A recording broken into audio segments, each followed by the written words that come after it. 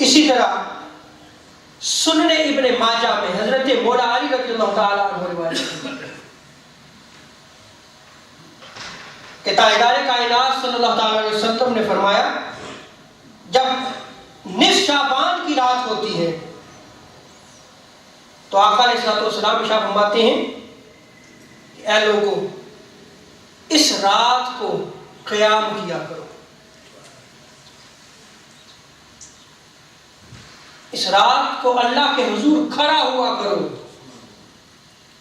اس سے مانگا کرو۔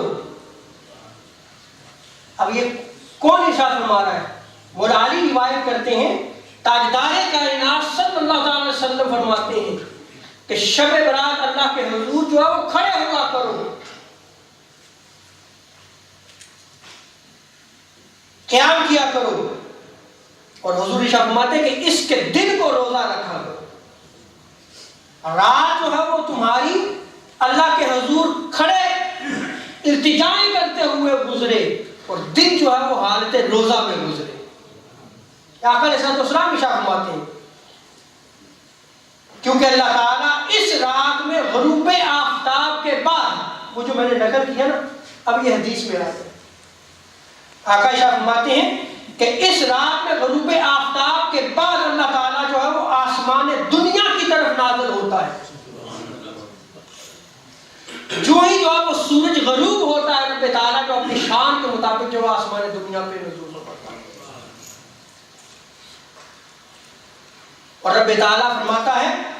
کہ سنو کوئی بخشش طلب کرنے والا تو میں اس کو بخش دوں،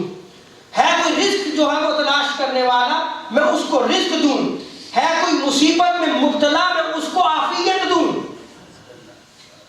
یہ اس رات رب تعالیٰ جو ہے وہ اپنی شان کے مطابق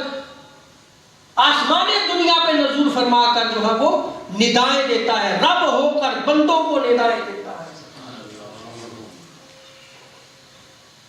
کیا ہم اس رات اللہ کے حضور کھڑے ہوتے ہیں؟ کیا ہم اس رات جو ہے وہ اللہ کے حضور التجائیں کرتے ہیں، گڑ گڑاتے ہیں؟